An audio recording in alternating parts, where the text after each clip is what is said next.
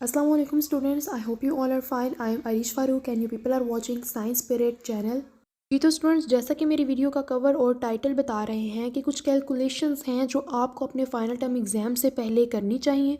वो कौन सी कैलकुलेशंस हैं, आपने किस तरह से करनी है और उनका क्या एडवांटेज है, अपनी इस वीडियो में मैं इसके हवाले से बात करूँगी। स्टार्ट करने से पहले वो स्टूडेंट्स जो मेरे चैनल पर न्यू हैं और जिन्होंने अभी तक मेरे चैनल को सब्सक्राइब नहीं किया, इसी तरह की इंफॉर्मेटिव वीडियोस के लिए मेरे चैनल को सब्सक्राइब कर दें और बेल आइकन को प्रेस कर दें। Thank you so much. जी तो स्टूडेंट्स, जैसा कि आपको पता है कि सेमेस्टर सिस्टम में आपके जितने भी सब्जेक्ट्स होते हैं, हर सब्जेक्ट के 100 मार्क्स होते हैं। अभी 100 मार्क्स का पेपर एक ही दफ़ा नहीं होता, बल्कि ये पूरे सेमेस्टर में डिवाइड हुए होते हैं, सेशनल मार्क्स में, मिड टर्म मार्क्स में और फाइनल टर्म मार्क्स में, जिनमें से सेशनल मार्क्स आपके होते हैं 25, मिड टर्म मार्क्स आपके होते हैं 25 और फाइनल टर्म के मार्क्स आपके होते हैं 50। नेक्स्ट आपके सेशनल मार्क्स भी डिवाइड हुए होते हैं क्विज़ेज़ में, असाइनमेंट्स में और प्रेजेंटेशंस में। और क्विज़ेज़ भी नेक्स्ट आपके कुछ डिपार्टमेंट्स में पर सेमेस्टर 2 होते हैं, कुछ में 4 होते हैं। सेम इसी तरह असाइनमेंट्स भी कुछ डिपार्टमेंट्स में 2 होती हैं पर सेमेस्टर और कुछ में 4 होती हैं। तो इस तरह से आपके मार्क्स वगैरह डिवाइड हुए होते हैं। अब आपने क्या करना है कि फाइनल टर्म एग्ज़ाम से पहले, जैसा कि आपको पता है कि मिड टर्म के मार्क्स भी क्लियर हो गए होते हैं और आपके सेशनल्स के मार्क्स भी क्लियर हो गए होते हैं। अब आपने क्या करना है कि एग्ज़ाम से पहले जितने भी आपके सब्जेक्ट्स हैं, उन सब सब्जेक्ट्स के आपने सेशनल्स और मिड टर्म मार्क्स कैलकुलेट करने हैं। फॉर एग्ज़ाम्पल अपना कोई सा भी एक सब्जेक्ट लें, उस सब्जेक्ट के आपके क्विज़ेज़ में जो मार्क्स आए हुए होते हैं और आपके असाइनमेंट्स में और प्रेजेंटेशंस में जो मार्क्स आए हुए होते हैं, एलएमएस पर इनकी एवरेजेस ऑलरेडी निकली हुई होती हैं। क्विज़ेज़ आपके 2 हुए हैं, 4 हुए हैं, वो ओवरऑल मार्क्स अगर आपके क्विज़ेज़ के 5 मार्क्स हैं तो वो जितने भी आपके क्विज़ेज़ हुए हैं उनकी एवरेज निकल के 5 में से ही वहाँ पर कैलकुलेट होकर ऑलरेडी निकले होंगे। और अगर 10 मार्क्स हैं तो 10 में से निकले होंगे। आपने सिंपली क्या करना है, क्विज़ेज़ में आपके जितने मार्क्स हैं उसको आप लिखें, असाइनमेंट्स में जितने मार्क्स हैं उनको लिखें, प्रेजेंटेशंस में जितने मार्क्स हैं उनको लिखें और इन तीनों को टोटल कर लें। टोटल करके 25 में से आपके पास मार्क्स आ जाएंगे। जितने भी आपके मार्क्स बनेंगे सेशनल्स के, 25 में से 20 मार्क्स आपके बने, 21 बने, 22 बने, आप इसको नोट डाउन कर लें। उसके बाद आपके मिड्स में जितने मार्क्स आए हैं इस सब्जेक्ट के, 20 मार्क्स आए हैं, 22 मार्क्स आए हैं, जितने भी मार्क्स आए हैं आप नोट डाउन कर लें। उसके बाद आपने क्या करना है कि सेशनल्स के मार्क्स फॉर एग्जांपल आपके आए थे 22 और उसके बाद आपके मिड्स के मार्क्स भी आए थे 22। टोटल आपने इनको ऐड कर लेना है, तो टोटल मार्क्स आपके इस सब्जेक्ट के फ़िलहाल बन जाएंगे 44। यानी कि जो 50 मार्क्स थे आपके सेशनल्स के और मिड्स के, उसमें से आपके आए हैं 44। ये आपने नोट डाउन कर लेने हैं। इसके बाद आपने क्या करना है कि जैसा कि आपको पता है कि जो यूजी का ग्रेडिंग सिस्टम है वो ऑलरेडी मैंने आप लोगों के साथ शेयर किया हुआ है कि कितने मार्क्स पे A+ ग्रेड बनता है, कितने मार्क्स पर A ग्रेड बनता है। ये सारी ग्रेडिंग मैंने आप लोगों के साथ शेयर की हुई है। अब अगर किसी स्टूडेंट का टारगेट है A+ ग्रेड किसी सब्जेक्ट में, आपने उस सब्जेक्ट की इसी तरह से कैलकुलेशंस कर लेनी और आपने देख लेना है कि आपके मिड्स के और फाइनल्स के मिलाकर टोटल कितने मार्क्स बनते हैं। जितने मार्क्स आए आप उनको नोट डाउन कर लें। नोट डाउन करने के बाद आपके जितने भी मार्क्स आते हैं उसको आपने माइनस कर लेना है 84.5 में से, क्योंकि A+ ग्रेड बनता है 84.5 मार्क्स का। यहाँ पर मैंने आपके सामने कैलकुलेशंस की हैं। मैंने जो कैलकुलेशंस की हैं ये मिड्स के मिलाकर और सेशनल्स के मिलाकर मार्क्स बनते हैं 44। मैंने अब क्या करना है, 84.5 में से मैंने माइनस कर लेने हैं 44। बाकी जो बचेंगे, यानी कि मेरे हिसाब में जो मैंने यहाँ पर कैलकुलेशंस की हैं, मेरे पास जो आंसर आया है 84.5 में से 44 को निकाल कर वो बनते हैं 40.5 मार्क्स। जो मेरे पास मार्क्स आए हैं 40.5 मार्क्स, ये मेरा टारगेट है। ये वो मार्क्स हैं जो कि उस सब्जेक्ट के फाइनल्स में मैंने लेने हैं। इतने मार्क्स के लिए मैंने एफर्ट करनी है। इतने मार्क्स अगर आएंगे तो मेरा जाकर इस सब्जेक्ट में A+ बनेगा। इसी तरह से आपने अपने सब सब्जेक्ट्स के सेशनल्स और मिड्स को टोटल करके आपने कैलकुलेशंस कर लेनी है कि आपके फाइनल्स में कितने मार्क्स आए तो आपका A+ ग्रेड बनेगा।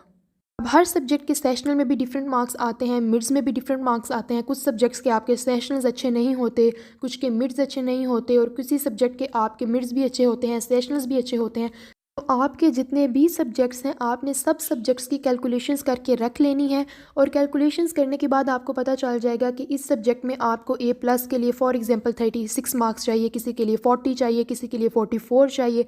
अब जिस सब्जेक्ट के फाइनल्स में आपको A+ के लिए ज़्यादा मार्क्स चाहिए, फॉर एग्जांपल 42, 43, 44 तक चाहिए, उस सब्जेक्ट में आप ज़्यादा हार्ड वर्क करें, ज़्यादा कोशिश करें, ज़्यादा एफर्ट्स करें। जिस सब्जेक्ट के फाइनल्स में आपको ज़्यादा मार्क्स चाहिए उस सब्जेक्ट को ज़्यादा टाइम दें, प्रिपरेशन में भी ज़्यादा टाइम दें, पेपर भी उसका एफिशिएंटली अटैम्प्ट करें। ज़रा यूनिक वे में अटैम्प्ट करें ताकि जो आपका टारगेट है, जो टारगेट आपने सेट किया है A+ ग्रेड के लिए, उतने मार्क्स आपके आ जाएं। और इस तरह कैलकुलेशंस करके एटलीस्ट आपको आइडिया हो जाता है कि अभी तक किस सब्जेक्ट के आपके कितने मार्क्स हैं और नेक्स्ट आपने कितने मार्क्स लेने हैं। सो इससे आप पूरी एक प्लानिंग के साथ आप जो है नेक्स्ट चलते हैं और उसी प्लानिंग के अकॉर्डिंग आप प्रिपरेशन भी करते हैं और पेपर भी अटैम्प्ट करते हैं। ये कैलकुलेशंस आपने हर सेमेस्टर में हर दफ़ा फाइनल टर्म एग्ज़ाम से पहले कर लेनी है और इसके अकॉर्डिंग ही फिर नेक्स्ट आपने अपने फाइनल टर्म एग्ज़ाम्स की प्रिपरेशन करनी है।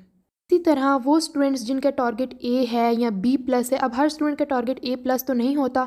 जिन स्टूडेंट्स का टारगेट ए है, B+ है या जो भी टारगेट है आपका, आप उसी तरह उसी के अकॉर्डिंग कैलकुलेशंस करके रखेंगे और अपने उस ग्रेड के अकॉर्डिंग आप चेक करेंगे कि आपको फाइनल्स में कितने मार्क्स चाहिए। अगर आपका टारगेट है, जो भी टारगेट आप सेट करेंगे उसके अकॉर्डिंग ही फिर आप नेक्स्ट अपने एफर्ट्स करेंगे, हार्ड वर्क करेंगे, प्रिपरेशन करेंगे।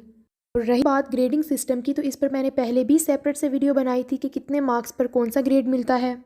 और अपनी इस वीडियो में मैं एक दफ़ा फिर से ब्रीफ सा आपको गाइड कर देती हूँ कि कितने मार्क्स पर कौन सा ग्रेड मिलेगा। सबसे पहले होता है A+ ग्रेड। A+ ग्रेड आपको मिलता है अगर आपके मार्क्स हैं 84.5 या इससे अबव, जितने भी आपके मार्क्स हैं, 90 मार्क्स हैं, 92 मार्क्स हैं, 84.5 से अबव जितने भी आपके मार्क्स हैं, आपको जो ग्रेड मिलेगा वो है A+। इसी तरह हर ग्रेड के साथ आपको एक स्पेसिफिक स्टेटस भी मिलता है और पॉइंट्स भी मिलते हैं। जैसा कि A+ ग्रेड पर जो पॉइंट्स आपको मिलते हैं वो हैं 4 पॉइंट्स और जो स्टेटस आपको मिलता है वो है एक्सेप्शनल। नेक्स्ट बात करते हैं सेकंड ग्रेड की, जो कि है A। अगर आपके मार्क्स हैं 79.5 से लेकर 84.49 तक, तो आपको जो ग्रेड मिलेगा वो होगा A। और A ग्रेड पर जो पॉइंट्स आपको मिलेंगे वो होंगे 3.70 और जो स्टेटस आपको मिलेगा वो होगा एक्स्ट्रा ऑर्डिनरी। ये जो पॉइंट्स मैं आपको बता रही हूँ ना, जैसे कि A+ ग्रेड पर मैंने बताया है कि 4 पॉइंट्स मिलते हैं, A ग्रेड पर मैंने बताया कि 3.70 मार्क्स मिलते हैं। इन पॉइंट्स की बेस पर नेक्स्ट आपका GPA कैलकुलेट होता है। सो ये पॉइंट्स भी इंपॉर्टेंट हैं। नेक्स्ट जो ग्रेड है वो है B+ आपको मिलता है अगर आपके मार्क्स हैं 74.5 से लेकर 79.49 और B+ पर जो आपको पॉइंट्स मिलते हैं वो है 3.50 और जो आपको स्टेटस मिलता है वो है एक्सीलेंट। उसके बाद जो नेक्स्ट ग्रेड है वो है B ग्रेड। B ग्रेड आपको मिलता है अगर आपके मार्क्स हैं 69.50 से लेकर 74.49 तक। B ग्रेड पर जो आपको पॉइंट्स मिलेंगे वो हैं 3 पॉइंट्स और जो आपका स्टेटस होगा वो है वेरी गुड। हमेशा कोशिश करें कि आपका जो ग्रेड है वो B ग्रेड से नीचे ना जाए, क्योंकि एवरेज जो एक अच्छा GPA माना जाता है वो 4 में से 3 GPA माना जाता है। और यहाँ पर जो मैं पॉइंट्स आपको बता रही हूँ वो 4 में से ही, टोटल 4 में से ही आपको मिलते हैं और जो B ग्रेड है उस पर 3 पॉइंट्स मिलते हैं। सो कोशिश करें कि 3 पॉइंट्स से नीचे आपका जो ग्रेड है वो ना जाए। उसके बाद जो नेक्स्ट ग्रेड है वो है B नेगेटिव। B नेगेटिव आपको तब मिलेगा अगर आपके मार्क्स हैं 64.50 से लेकर 69.49 तक और B नेगेटिव पे जो आपको पॉइंट्स मिलेंगे वो हैं 2.50 और जो आपका स्टेटस होगा वो होगा गुड। उसके बाद जो नेक्स्ट ग्रेड है वो है C+ आपको मिलेगा अगर आपके मार्क्स हैं 59.50 से लेकर 64.49 तक और C+ ग्रेड पर आपको जो पॉइंट्स मिलेंगे वो हैं 2 और जो आपका स्टेटस होगा वो होगा एवरेज। और उसके बाद जो नेक्स्ट ग्रेड है वो है C ग्रेड। C ग्रेड आपको तब मिलेगा अगर आपके मार्क्स हैं 54.50 से लेकर 59.49 और C ग्रेड पर जो आपको पॉइंट्स मिलेंगे वो हैं 1.50 और जो आपका स्टेटस होगा वो होगा सेटिस्फैक्ट्री। नेक्स्ट अगर आपके मार्क्स हैं 49.50 से लेकर 54.49, तो यहाँ पर आपको ग्रेड मिलेगा D ग्रेड, जो कि लास्ट ग्रेड है। D ग्रेड बिल्कुल लास्ट ग्रेड है और इस ग्रेड में जो पॉइंट्स मिलते हैं वो 4 में से 1 पॉइंट्स मिलते हैं और जो आपका स्टेटस होता है वो सिंपली पास होता है। और इसके बाद अगर आपके मार्क्स 49.50 से कम हैं, बिलो देन 49.50, तो आपको जो पॉइंट्स मिलेंगे वो 4 में से 0 पॉइंट्स मिलेंगे और जो ग्रेड होगा वो होगा F। कि जितने भी ग्रेड्स मैंने आपके साथ शेयर किए हैं, यहाँ पर आपने देखा होगा कि एक रेंज के अकॉर्डिंग ग्रेड दिया जाता है। फॉर एग्जांपल जैसा कि मैंने बोला है कि 79.50 से लेकर अगर आपके मार्क्स हैं 84.49 तो आपको A ग्रेड मिलेगा। तो ये एक पूरी रेंज है, इस रेंज में आपके जितने भी मार्क्स आगे आपका ग्रेड सेम ही रहेगा। यानी कि जिसके 80 मार्क्स हैं उसको भी A ग्रेड ही मिलेगा, जिसके 84 मार्क्स हैं उसको भी A ग्रेड ही मिलेगा। 80 वाला और 84 वाला सेम है, सेम कैटेगरी में फॉल करेंगे दोनों स्टूडेंट्स, लेकिन सिर्फ एक डिफरेंस आएगा कि परसेंटेज भी होती है। आपका जितना भी GPA आता है आपके मार्क्स के अकॉर्डिंग ना आपकी परसेंटेज भी निकलती है, सिर्फ परसेंटेज वेरी करेगी लेकिन आपके ग्रेड्स सेम रहेंगे।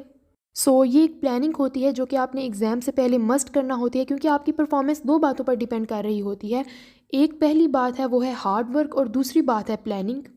अगर आप हार्ड वर्क कर रहे हैं लेकिन आपकी प्लानिंग कोई भी नहीं है, किसी भी प्लानिंग को आप फॉलो नहीं कर रहे, तो भी आपके नेगेटिव इफ़ेक्ट्स हैं। और अगर आपकी सिर्फ प्लानिंग है, आप प्लानिंग ही कर रहे हैं और उस प्लानिंग के अकॉर्डिंग आप हार्ड वर्क नहीं कर रहे, तो फिर भी इसके नेगेटिव इफ़ेक्ट्स हैं। दोनों चीज़ों को साथ साथ लेकर चलें, प्लानिंग भी करें, उस प्लानिंग के अकॉर्डिंग फिर हार्ड वर्क भी करें। तो wish you all the best. इसके अलावा अगर किसी का कोई क्वेश्चन है तो कमेंट बॉक्स में पूछ सकते हैं, और मज़ीद अपडेट्स के लिए इन टच रहें। वीडियो को लाइक करना मत भूलिएगा, चैनल को सब्सक्राइब करना मत भूलिएगा। अपना ख्याल रखिएगा, इंशाल्लाह फिर मुलाकात होगी। अल्लाह हाफिज़। Thank you so much.